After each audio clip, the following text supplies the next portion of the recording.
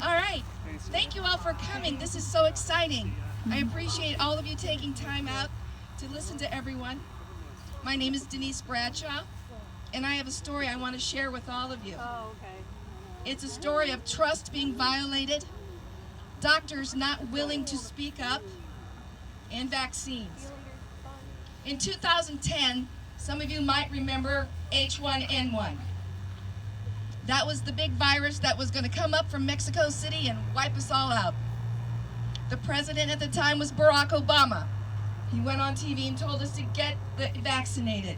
All the doctors told us to get vaccinated. Does that sound kind of familiar to what we're going through today? Yes. Barack Obama pushed that vaccine.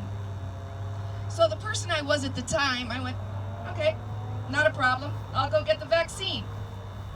So I went up to a church that had been converted to a pop-up vaccine site. Does that sound familiar to today? Mm-hmm. I stood in line with hundreds of people to get a shot, and then I went home. I said, well, that was no big deal. That's all good. But then within a few weeks, I started to lose my balance. Then after that, I started tripping. Then I started falling over nothing. And then all of a sudden, I started dropping things. I couldn't hold a plate, a saucer, or cup. My hands just gave away. But being a true Nebraskan, I didn't go to a doctor. I mean, I wasn't bleeding. If you're not bleeding, you don't need a doctor, right? We're Nebraskans. I'm going to power through it. I didn't know what I was powering through, but I was going to power through it. And then February 19th, 2011, it all came together. I woke up that morning, I looked in the mirror, my irises were gone. My pupils had expanded so large, I just had 2 black eyes. Again, being a Nebraskan, I looked in the mirror and went, whoa, that's kind of odd. But it was a Sunday and I don't want to bother anybody, so I'm not going to call anyone. So I'll just kind of go around with 2 big eyes. I mean, they were just huge black circles. No color, no other color. Around 11 o'clock, I decided to walk my dog. I leashed him up, and then I started to take a step forward.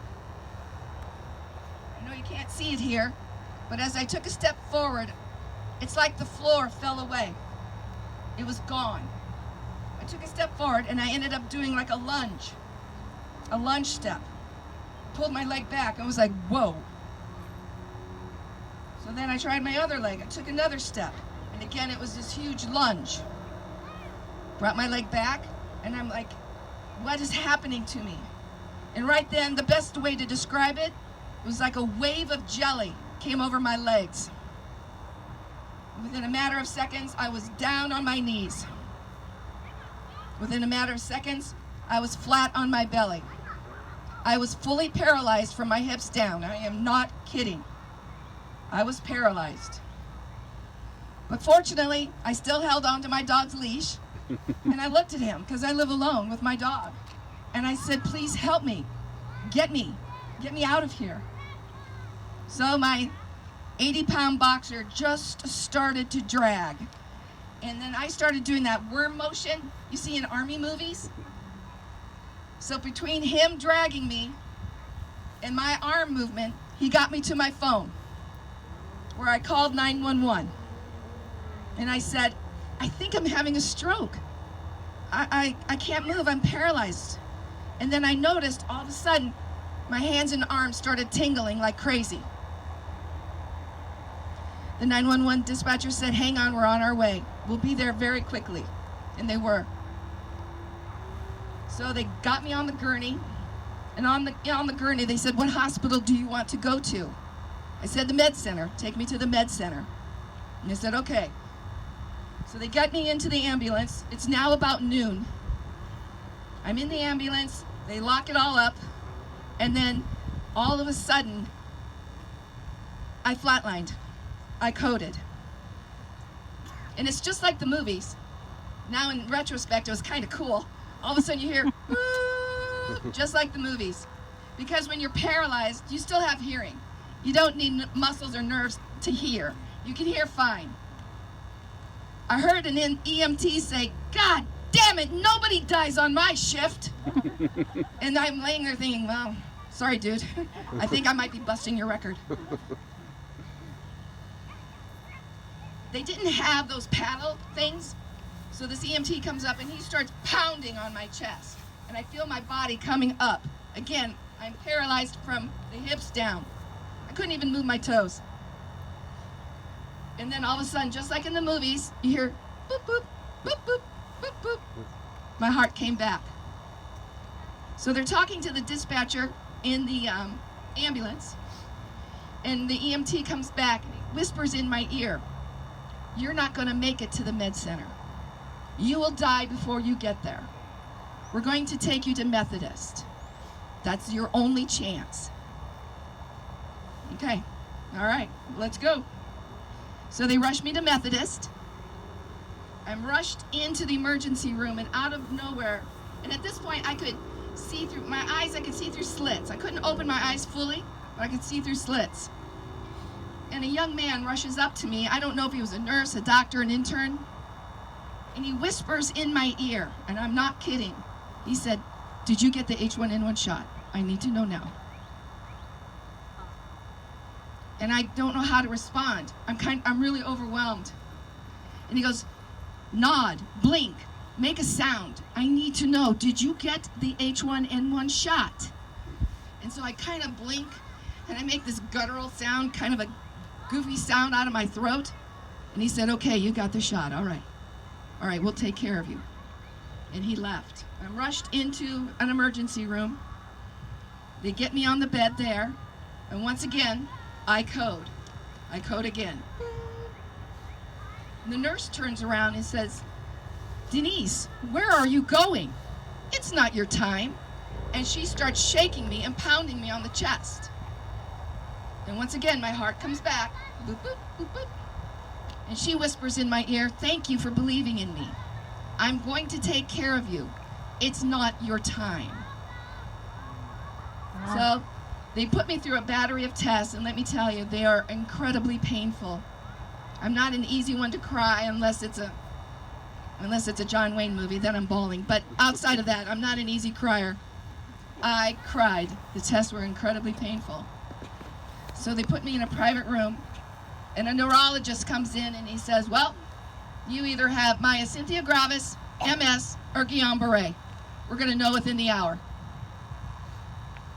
So he comes back a little bit later, and again, another medical person comes up to me and whispers in my ear, "You have Guillain-Barré. I heard you had the H1N1 shot. It's what caused it." My neurologist whispered in my ear, "H1N1 caused your Guillain-Barré." And then this is a quote, "And don't let anyone ever tell you that's not true."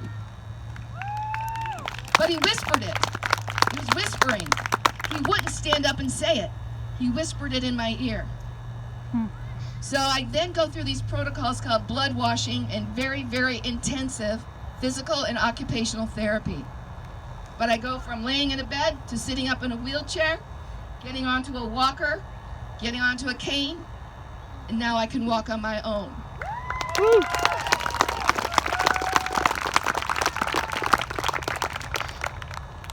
Before I left the hospital, my neurologist said there are 10 things you will never be able to do again. The ones that I remember are mowing the lawn, water skiing, snow skiing, horseback riding, and there was a list of other things. Yeah, I was kind of overwhelmed. But I remember thinking, wow, this is it. I now have a lifetime of things I will not be able to do. But I finally worked my way back home. And when I got home, I started researching Guillain-Barré and the H1N1 vaccine. What did I learn? I learned there was a worldwide spike in Guillain-Barré after the H1N1 shot. I learned that the Canadian Medical Association actually published a formal apology letter to the world because they didn't see it while they were doing their tests. I also learned that there was a thing called the vaccine court, that they will pay for the charges, the bills, because it's very expensive. Guillain-Barré is very expensive. So now I'm angry. I'm really angry. I am angry that I did the right thing. I did exactly what my president told me to do, and I ended up paralyzed. My life nearly ended. So I call a lawyer, and I say, hey, will you represent me at this vaccine court? The lawyer bursts out laughing, says, there's no such thing as a vaccine court. What are you talking about? So I get another lawyer, and they say, yeah, I'll take her case. I'll do it. But unfortunately, there's a 6-month time frame by which you can file with the vaccine court. You only get 6 months. And it could take you 6 months to figure out what in the world is going on and how your life is going to be going forward. I asked my doctors in the hospital to provide me the documentation, and all of a sudden they couldn't find it. Or they had to go talk to their lawyers to see before they gave me anything. They waited long enough. It went over the 6-month mark. I was not able to file with the vaccine court. So that is my vaccine story. But let's talk about today. Everyone says, oh, you're one of those crazy anti-vaxxers. Oh God, it's one of those people. My neighbor warned me about women like you. I'm really not anti-vaccine. What I am is pro-informed consent. Because of people like me and many others around the world, now when you get your flu shot, at the bottom of the sheet, it talks about Guillain-Barré and its impacts. It wasn't there before when I got the shot, but that's what activism can do. And that's what informed consent is. Informed consent is key. This is giving you the opportunity to study what's going on. Really read what's happening. Understand its potential impacts. Because everyone says, oh, it's 1 in a million that something will happen. But when it happens to you, the chance is 100%. It wasn't 0.03% for me. It was 100% that I got this disease from the shot. So informed consent is everything. I've been reading about something coming from the schools back east, and I want to warn you parents. It's called implied consent. Have you guys heard about implied consent yet? It's very dangerous. What's happening is schools are sending emails to parents, texts, and everything about vaccinations and the kids. If you do not respond to the emails, to the outreach, that's considered implied consent, and kids are going in and they're getting the jab, and the parents did not know until they come home and the kid tells them. We must fight against implied consent. How do you fight against implied consent? You respond every single time. If that school sends you an email about vaccinations, whether you want it or not, you respond. You make sure it's on record that you say yes or no. Do not give away your bodily autonomy. Do not let these schools take away the bodily autonomy of your child. Just because you did not respond to an email doesn't mean your child gets the jab. Don't let that happen. If you're getting emails, respond. Because it's happened back east. I just read about it yesterday, actually. Implied consent. Kids are coming home from school and going, oh yeah, by the way, I got the jab. And moms are just freaking out because they did not authorize it. So this is a heavy topic. I'm looking at all your faces and you're like, oh God, this is gross. Make her go away. How do you end on a positive note after this message? Well, I can end it with it this way. You know those 10 things that the neurologist said I'd never be able to do? Hot damn, I've done every single one.